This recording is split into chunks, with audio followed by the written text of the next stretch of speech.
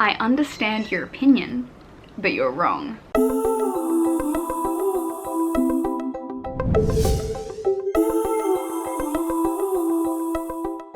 Hello and welcome, my name is Piera and today I'm here with Unpopular Bookish Opinions. So first of all, I'll address the new setup. This is my bedroom. It's the only room in my house that has aircon and it's currently 40 degrees Celsius in Brisbane and I am perspiring. So I thought I'd just film in my bedroom because I can have the aircon on and not die. Also, I finally feel it's like aesthetically pleasing now that I have like my bed head and these like, look at these matching lamps.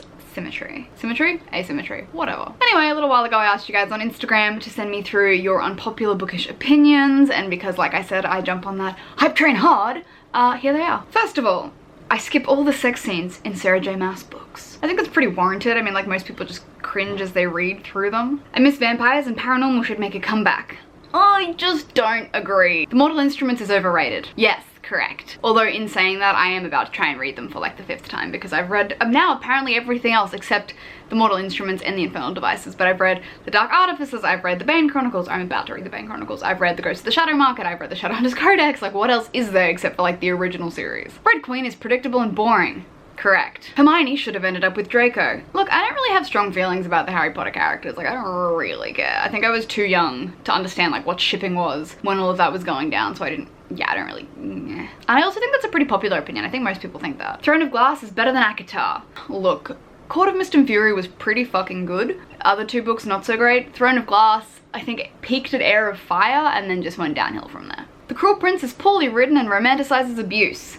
Again, yeah, I mean, I don't know if that's unpopular, but that's like common sense. An Ember in the Ashes is boring. I'm gonna just leave that one because I don't want Brittany to come for me. Like, she's probably gonna come for you now. I actually didn't mind Ember in the Ashes when I read it. I think I really liked it. Red Queen is trash. Yes. Cruel Prince is trash. Sort of. Now you're going in for my girl. Mia loses sight of what motivates her when she falls in love with Ash in God's grave. You're cancelled. Just kidding. No, like, I totally understand that at that point she was more focused on like the romance and dealing with Ash as she was to like getting revenge. So I'm interested to see in Dark Dawn kind of how much of a role Ash plays and how much of a role the revenge plays. But I can understand it in a way. Like, my girl's been on a quest for revenge for like 8 years. Like, give her some slack. Let her, you know, let her have a girlfriend. Let her bone. Let her eat the puss. I love all of Laini Taylor's series, but they all feature insta-love and everyone ignores it. I don't think everyone ignores it so much as like she does it in a way that we're all kind of like okay with it. I know I was in Daughter of Smoke and Bone and even in Stranger the Dreamer. I was like, I'll allow it because it's so well written and I like the characters so much that I don't care that they're like, I saw you in a dream once and now I'm in love with you. I was like, go for it, son, go for it. Audiobooks are the best reading experience. I can understand like some people have preferences. I personally prefer physical books. I'm not a huge fan of being read to just because I feel like I can read really fast. I can read faster than people can talk to me. I also find a bad narrator really ruins the book for me. I liked The Fourth Maximum Ride. James Patterson, is that you? I'm really sorry, but I have to tell you, I hate the Red Rising series.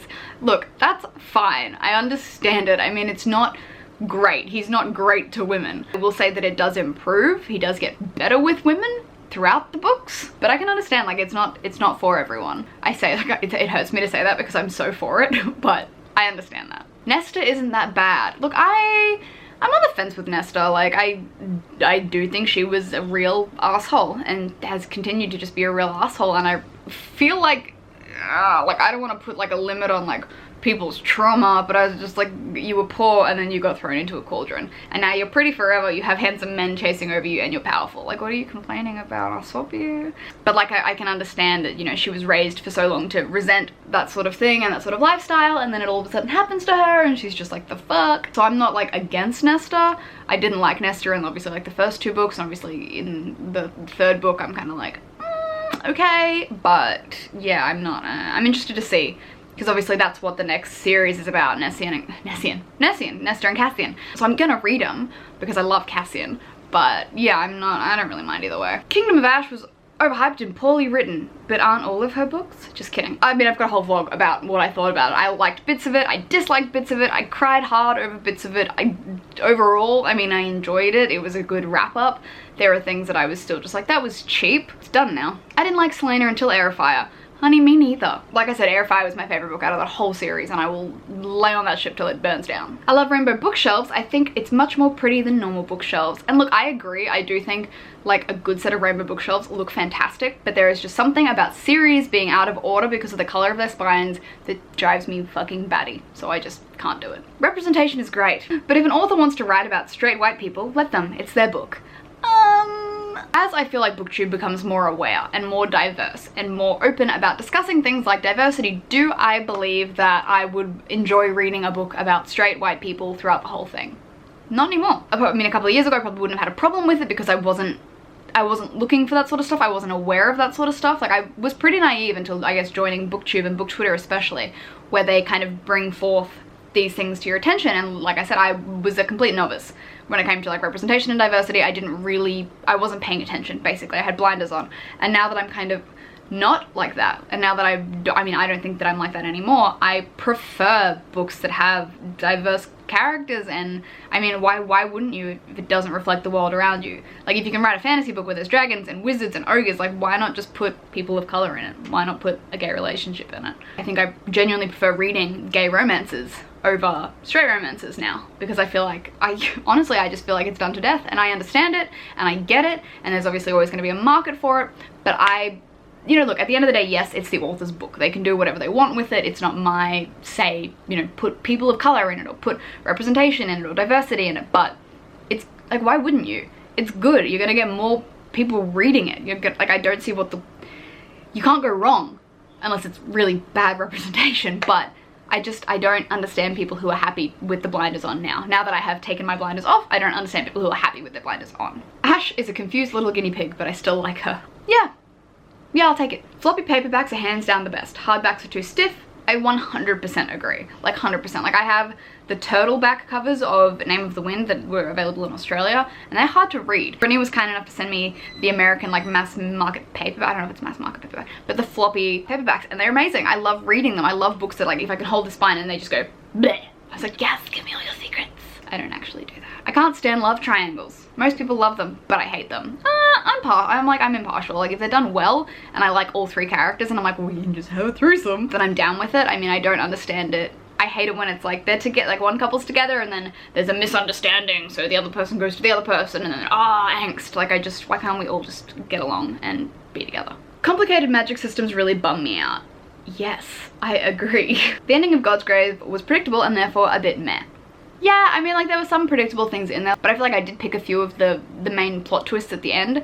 I obviously still loved it, so I don't even care. But yeah, I mean, I can understand that. Dumbledore is the worst. He left Harry in an abusive situation for years and set him up for slaughter. He has questionable judgment. For example, why would Snape be allowed to teach? He's an awful teacher, or he's awful to his students. And, like, yes, I fully get that. I don't understand. Like, obviously, like, when I was young and reading the books, I was like, what a dick. Like, I would not enjoy that as a teacher. And then everyone was like romanticizing him, being like, Snape, always. I was like, eh. He was a creepy stalker who was rude to a kid. Like, he tormented a child. Look, I don't think it got any better, because even just watching Fantastic Beasts the other day, Dumbledore does the same thing to Newt. He's like, you must go up against Grindelwald. I cannot. I was like, stop sacrificing children. I can't get through life like.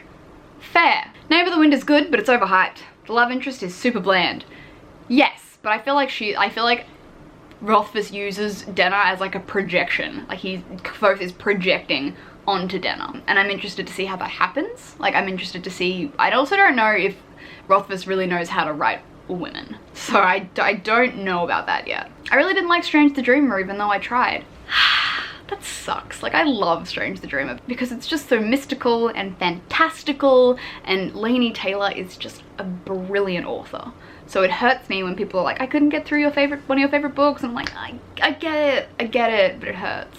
Brandon Sanderson is overrated. Throne of Glass is overrated. The Grisha trilogy is overrated. The Infernal Devices are overrated. Yes, all of those things. They're not unpopular. That's just common thoughts these days. Sarah J. Maas writes smutty romance novels under the umbrella of fantasy. Also yes. Standalones are better. Oh, I like standalones because it wraps up the whole story very quickly, and I'm an impatient person and I hate waiting, but I definitely prefer, like, I'm happy with the trilogy. Trilogies are generally pretty good. Don't like Kayla from Throne of Glass. Neither. Oh, I used to. And then Sarah J. Maas did that thing where she made me hate him, and I was like, oh well. Couldn't stand the Shatter Me books.